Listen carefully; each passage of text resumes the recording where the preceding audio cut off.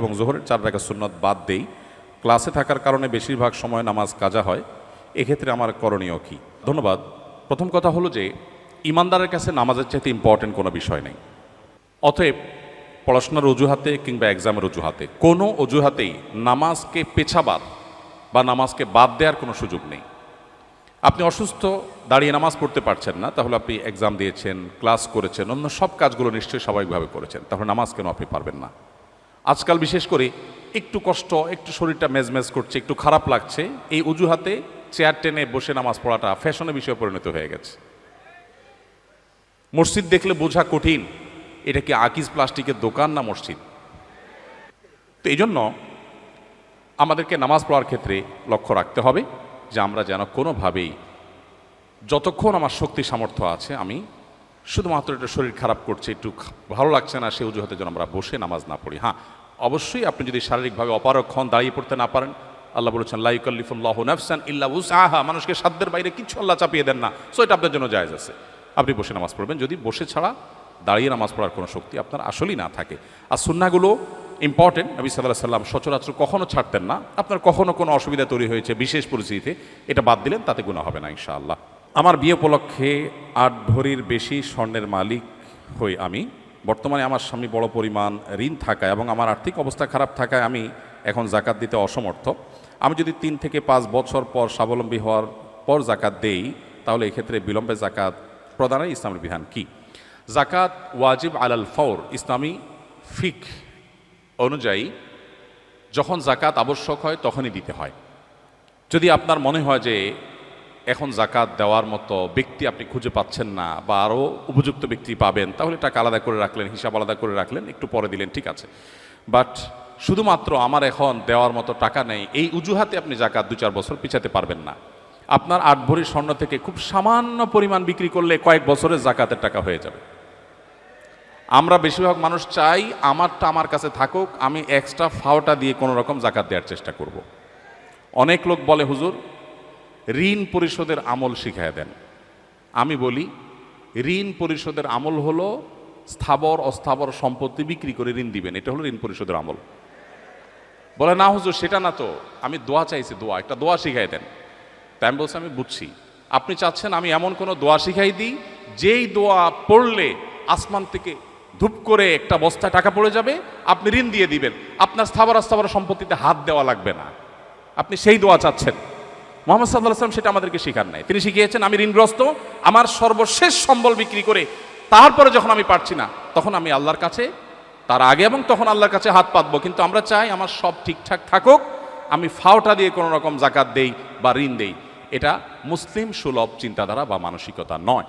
নবী সাল্লাল্লাহু আলাইহি ওয়াসাল্লাম বুখারীর হাদিসে বলেছেন কিয়ামতের আলামত সমূহের মধ্যে থেকে একটা হলো জাকাতকে মানুষ জরিমানা মনে করবে, দণ্ড মনে করবে, দিতে চাইবে না। জাকাত দিতে পারা তো সৌভাগ্যের, এটা আমার আখিরাতের অ্যাকাউন্টে জমা হচ্ছে, আমি সওয়াব পাবো। তাহলে সেক্ষেত্রে আমার কেন সামান্য অংশ বিক্রি করে দিতে কার্পণ্য হচ্ছে বা দ্বিধা হচ্ছে, এটা করা উচিত নয়। অবশ্য মেয়ে এখানে প্রশ্ন বোঝা যাচ্ছে না, আপনার স্বামীর ঋণ আছে তাতে আপনার কি? আপনার স্বামীর ঋণ আছে তাতে আপনার কি? মুশকিল হলো স্বর্ণের মালিক আসলে কে, এটা ক্লিয়ার না। এটা কি নারী নিজে না তার স্বামী? আমাদের দেশে এক্ষেত্রে একটা বড় বড় ধরনের গোজামিল আছে। স্বর্ণ দিয়ে দেওয়া হয় মেয়েকে, যে তোমাকে দিলাম, মোহর হিসাবে দিলাম, ইত্যাদি ইত্যাদি। এরপরে যখন আবার তার ইটালির ভিসা চলে আসে তখন বলে স্বর্ণগুলো দাও, বিক্রি করে ইটালি যাব। কত স্বর্ণ হয়ে যাবে? স্বর্ণের মালিক যদি তিনি হন তাহলে আপনি কিভাবে চান? আপনি একটা দরখাস্ত লিখতে পারেন, বরাবর মাননীয় স্ত্রী বিষয় ঋণ মঞ্জুরের আবেদন, জনাবা যথাবিহিত সম্মান প্রদর্শন পূর্বক নিবেদন, এই যে আমি অধম, ঋণগ্রস্ত, গরিব, আপনি আমাকে আপনার স্বর্ণ বিক্রি করে লোন হিসাবে দিলে আমি সেটা যথাসময়ে অমুক সময়ে পরিশোধ করিব, বাধ্য থাকিব, ইত্যাদি ইত্যাদি। আপনি দরখাস্ত করতে পারেন, কিন্তু আপনি তো অর্ডার করছেন। তো আসলে স্বর্ণ কি আপনি তাকে দিয়ে দিয়েছেন? যদি দিয়ে থাকেন জাকাত তাকেই দিতে হবে, কিন্তু আপনি দিচ্ছেন আবার মন মতো আপনি নিচ্ছেন, আর দেওয়ার পরে তিনি যদি এটা তার মন মতো মানুষকে দিয়ে দেয় তাহলে আপনি তাকে প্রশ্নের মুখোমুখি করছেন। তার মানে বিষয়টা ক্লিয়ার না, এটা ক্লিয়ার করা উচিত। আমাদের ডিপার্টমেন্ট থেকে প্রতি বছর ফিল্ড ওয়ার্কে যাওয়া হয় বাংলাদেশের বিভিন্ন জায়গায়। এটা একটা কোর্সের অংশ, যাওয়া বাধ্যতামূলক। এক্ষেত্রে মেয়েদের জন্য করণীয় কি? শরিয়ার বিধান তো আমরা সবাই জানি, নবী সাল্লাল্লাহু আলাইহি সাল্লাম বলেছেন লা তুসাফিরুল মারআতু ইল্লা মা আদি মাহরামিন, নারীরা মাহরাম ছাড়া সফর করবে না, ট্রাভেল করবে না। ট্রাভেল করে গিয়ে তিনি যেখানে থাকবেন সেখানে থাকতে পারেন। আপনি হলে এসেছেন, আপনার বাবা ভাই দিয়ে গেছেন, এরপর আপনি হলে মেয়েদের হলে থাকছেন পর্দাপর্শিদার মধ্যে, আপনার প্রাইভেসি মেনটেন করে আপনার আত্মসম্মান বজায় রেখে, শরিয়া সেটা নিষেধ করে না। কিন্তু সফরের যে সময়টা, এই সময়টাতে মাহরাম থাকাটাকে আবশ্যক করে। মওলানা তাকি উসমানী সাহেব, পাকিস্তানের কোনো আলিমরা এবং আরবেরও কোনো আলিমরা অবশ্য, নারীরা যদি অন্য নারীদের সাথে কোনো ট্রাভেলে যান যেখানে অন্য নারীরা তিনি কোনো বিপদে পড়লে তাকে টেক কেয়ার করতে পারবে এরকমটি মনে হয়, তাহলে সেটাকে অনুমোদন করেন, অ্যালাউ করেছেন, বিশেষ করে হজের সফরে। তো যাই হোক, শরীয়তের মূল বিধানটা আমরা বলে দিলাম। এই যে বিষয়টা এবং এ জাতীয় পর্দা রিলেটেড আরও যে সমস্ত ইস্যু আছে, এই সমস্ত ইস্যুগুলোতে আমাদের কাছে সাধারণত মনে হয় যে মেয়েদের জন্য এত বাইন্ডিংস কেন, ছেলেদের জন্য তো কোনো বাইন্ডিংস নাই। আমার প্রশ্ন হলো, আমাদের মহামান্য রাষ্ট্রপতি তিনি যদি বলেন, যিনি যখন থাকেন, আমি চেয়ারের কথা বলছি, যদি বলেন যে কতদিন একটু কারওয়ান বাজার যেয়ে, মাছ বাজারে যেয়ে একটু মন মতো মাছ কিনি না, সরো তোমরা সব, আমি একটু আজকে মন মতো একটু মাছ কিনতে যাব। উনি যদি বলেন যে আমি একটু আজকে ঢাকা শহরের লোকাল বাসে চড়ার একটা মজা আছে, কতদিন এই ঠেলাঠেলি ঢাকা দেখিতে নাই, আমি একটু লোকাল বাসে পাবলিকের মতো কষ্ট করে একটু ঠেলাঠেলি করে একটু আমি যাত্রা করতে চাই, তিনি যদি বলেন এবং তিনি যদি অর্ডারও করেন, তার সে অর্ডার কি তামিল করা হবে?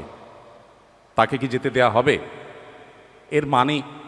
এর মানে তিনি আমাদের চাইতে কম সুবিধা ভোগ করছেন, বন্দি জীবন যাপন করছেন, তাকে কোণঠাসা করে রাখা হয়েছে, তার প্রতি জুলুম করা হয়েছে। ব্যাপারটা কি তাই?